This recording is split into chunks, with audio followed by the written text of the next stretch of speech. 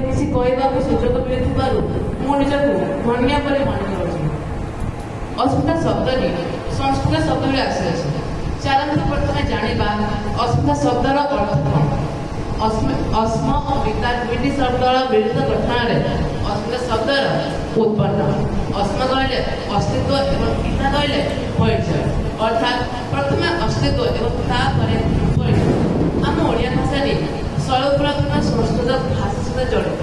ଆମ ଭାଷା ହେଉଛି ଆମର ଗର୍ବ ଓ ଗୌରବ।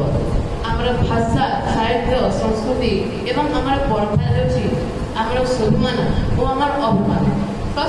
ଏସବୁକୁ ଆମେ ଓଡ଼ିଆ ଅସ୍ମିତା କହିଲେ ମଧ୍ୟ ଅତ୍ୟୁକ୍ତି ହେବ ନାହିଁ। ଓଡ଼ିଆ ଅସ୍ମିତାରେ ହିଁ ନିହିତ ଅଛି ସମୃଦ୍ଧ ଓଡ଼ିଶା ଗଠନର ମୂଳ ମନ୍ତ୍ର। କବିଙ୍କ ଭାଷାରେ ଓଡ଼ିଶାର କଳା ସଂସ୍କୃତି ସଭ୍ୟତା ଓଡ଼ିଆ ଅସ୍ମିତା କଥା, ଓଡ଼ିଶାର କଳା ସଂସ୍କୃତି ସଭ୍ୟତା ଓଡ଼ିଆ ଅସ୍ମିତା କଥା, ସମୃଦ୍ଧ ଓଡ଼ିଶା ଗଠନ କରେ କି ଗାଇବ ରାଜସ୍ୱ ଗାଥା, ଗାଇବ ରାଜସ୍ୱ ଗାଥା। ଆମ ଓଡ଼ିଶାରେ 1936 ମସିହା ଏପ୍ରିଲ 1 ତାରିଖ ଦିନ ଏକ ଭାଷାଭିତ୍ତିକ ସ୍ୱତନ୍ତ୍ର ପ୍ରଦେଶର ମାନ୍ୟତା ପାଇଥିଲା। ଏହା ପୂର୍ବରୁ ଓଡ଼ିଶା ବିଭିନ୍ନ ପଡ଼ୋଶୀ ରାଜ୍ୟମାନଙ୍କ ସହିତ ମିଶିକି ଥିଲା। ଆମର ମହାନ ଭାଷା ଓ ସଂସ୍କୃତି ପୁଣି ସମସ୍ତଙ୍କୁ ଏକତ୍ରିତ କରିପାରିଥିଲା। ଓଡ଼ିଶାକୁ ଏକ ସ୍ୱତନ୍ତ୍ର ପ୍ରଦେଶ ରୂପେ ଗଢ଼ି ତୋଳିବାରେ ମହାନ ମହାପୁରୁଷମାନେ ଥିଲେ ଉତ୍କଳମଣି ଗୋପବନ୍ଧୁ ଦାସ, ଉତ୍କଳ ଗୌରବ ମୁସଲମାନ ଦାସ, ଫକୀର ମୋହନ ସେନାପତି ଇତ୍ୟାଦି ମହାମାନବ। ଆଜି ଆମେ ସମସ୍ତେ ସ୍ୱତନ୍ତ୍ର ଓଡ଼ିଶାର ଅଧିବାସୀ ଅଟୁ, କିନ୍ତୁ କେଉଁଠି ନା କେଉଁଠି ଆମର ମହାନ ଭାଷା, ସାହିତ୍ୟ, ସଂସ୍କୃତି ଓ ପରମ୍ପରା ଉପରେ ବିଭିନ୍ନ ଦିଗରୁ କୁଠାରଘାତ ହେବାର ଦୃଶ୍ୟମାନ ହେଉଛି। ଏହାର ମୁଖ୍ୟ କାରଣ ହେଉଛି ଇଂରାଜୀ ଭାଷାର ବହୁଳ ବ୍ୟବହାର। ଆପଣମାନେ ନିଜେ ଦେଖୁନାହାନ୍ତି ଆଜିର ଛୋଟ ଡାଡିମାନଙ୍କୁ କେମିତି ବାପା ମା ଡାକିବ ପରିବର୍ତ୍ତେ ଡାଡିମାନଙ୍କୁ ଡାକିବାକୁ ଅଧିକ ପସନ୍ଦ କରୁଛି। ଏଥିରେ ଏଥିପାଇଁ ଦାୟୀ କିଏ? ଏଥିପାଇଁ ଦାୟୀ ହେଉଛନ୍ତି ତାର ବାପା, ମା, ସମାଜ ଏବଂ ତାର ପରିବାର। ଆପଣ ସମସ୍ତେ ଜାଣିଥିବେ ଆମ ଓଡ଼ିଶାର ପ୍ରିୟ ଖାଦ୍ୟ ହେଉଛି ପଖାଳ, ଶାଗ ଭଜା, ବଡ଼ିଚୁରା, ଆରିସା, ମଣ୍ଡା, ଏଣ୍ଡୁରି ଓ ପୋଡ଼ ପିଠା। ଏ ଖରାଦିନରେ ପଖାଳ ନାଁ ଶୁଣିଲେ କାହାକୁ ଭଲ ନ ଲାଗେ, କିନ୍ତୁ ବର୍ତ୍ତମାନ ଲୋକମାନେ ଆମ ଓଡ଼ିଆ ଖାଦ୍ୟକୁ ସମ୍ପୂର୍ଣ୍ଣ ରୂପେ ଭୁଲିଯାଇ ବିଦେଶୀ ଖାଦ୍ୟ ଯେମିତିକି ପିଜ୍ଜା, ବର୍ଗର ଖାଇବାକୁ ଅଧିକ ପସନ୍ଦ କରୁଛନ୍ତି।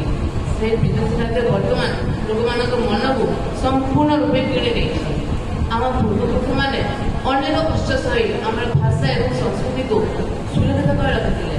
ସେ ଓଡ଼ିଶାକୁ ମଧ୍ୟ ଏକ ସ୍ୱତନ୍ତ୍ର ପ୍ରଦେଶ ରୂପେ ଗଢ଼ିଥିଲେ, କିନ୍ତୁ ବର୍ତ୍ତମାନର ପିଢ଼ି ନିଜର ସଂକୀର୍ଣ୍ଣ ଚିନ୍ତାଧାରା ଏବଂ ସ୍ୱାର୍ଥପର ଭଲ ପାଇଁ ନିଜର ଅସ୍ତିତ୍ୱକୁ ହରାଇବାକୁ ବସିଛି। କବିଙ୍କ ଭାଷାରେ ତୋହର ଜନନୀ ବୀର ପ୍ରସବିନୀ ଧୂଳିରେ ପଡ଼ିଛି ଦେଖ, ତୋହର ଜନନୀ ବୀର ପ୍ରସବିନୀ ଧୂଳିରେ ପଡ଼ିଛି ଦେଖ, ଜନସମାଜରେ ଏ ମହେ ମଧ୍ୟରେ କିପରି ଦେଖାଉ ମୁଖ, କିପରି ଦେଖାଉ ମୁଖ। ଅସ୍ତିତ୍ୱକୁ ଭୁଲି କ'ଣ ଭୁଲି ହେବ? ଆମର ଭାଷା, ସାହିତ୍ୟ, ସଂସ୍କୃତି, ପରମ୍ପରା, ଆମ ଶାଗ ପଖାଳ, ଆମ ବଡ଼ିଚୁରା, ଆମ ବଡ଼ ଠାକୁର, ଆମ କଳା, ଆମ ସ୍ଥାପତ୍ୟ, ଆମ ଚିଲିକାର ପ୍ରାକୃତିକ ସୌନ୍ଦର୍ଯ୍ୟ, ଆମ କୋଣାର୍କ ମନ୍ଦିର, ଆମ ଲିଙ୍ଗରାଜ ମନ୍ଦିର ହେଉଛି ଆମର ମାନ, ସମ୍ମାନ, ଗର୍ବ ଓ ଗୌରବ। ଏହା ହିଁ ହେଉଛି ଓଡ଼ିଆ ଅସ୍ମିତା। ଓଡ଼ିଆ ଅସ୍ମିତା ଓ ସମୁଦ୍ର ଓଡ଼ିଶା ପରସ୍ପର ଅଙ୍ଗାଙ୍ଗୀ ଭାବେ ଜଡ଼ିତ। ଗୋଟିଏ ମୁଦ୍ରାର ଦୁଇଟି ପାର୍ଶ୍ୱ ସଦୃଶ୍ୟ, ଗୋଟିଏ ବିନା ଅନ୍ୟଟି ସମ୍ଭବ ନୁହେଁ। ସେହିଭଳି ଆଜି ଆମ ଓଡ଼ିଶା ମଧ୍ୟ କୃଷି, ଶିକ୍ଷା ଏବଂ ଆଧୁନିକ ବିଜ୍ଞାନ କ୍ଷେତ୍ରରେ ବହୁତ ଆଗକୁ ଗଲାଣି, କିନ୍ତୁ ଅସ୍ତିତ୍ୱକୁ ବାଦ ଦେଲେ ମୋ ଭିତରେ କୌଣସି ମାନେ ନଥାଏ। ଏବେ ସମୟ ଆସିଛି ଓଡ଼ିଆ ଅସ୍ମିତାକୁ ସମ୍ମାନ ଦେଇ ଏକ ସମୃଦ୍ଧ ଓଡ଼ିଶା ଗଠନରେ ସହାୟକ ହେବା। ଆମ ଓଡ଼ିଆ ଭାଷା ହେଉଛି ସର୍ବପ୍ରଥମ ବଳିଷ୍ଠ ଶାସ୍ତ୍ରୀୟ ଭାଷା। ଆଜି ଆମେ ନିଜର ମହାନ ସଂସ୍କୃତି ଓ ପରମ୍ପରାକୁ ବଜାୟ ରଖିଲେ ଏହି ଓଡ଼ିଆ ଜାତି ନିଶ୍ଚୟ ପଡ଼ିବ ଏବଂ ଓଡ଼ିଶା ସାରା ବିଶ୍ୱରେ ଏକ ସମୃଦ୍ଧ ରାଜ୍ୟ ରୂପେ ପ୍ରତିଷ୍ଠିତ ହେବ। ଏଥିରେ ମାତ୍ର ସନ୍ଦେହ ନାହିଁ। ଏହା ଥିଲା ଆଜିର ମୁଖ୍ୟ ବିଷୟବସ୍ତୁ। ଧନ୍ୟବାଦ। ବନ୍ଦେ ଉତ୍କଳ ଜନନୀ।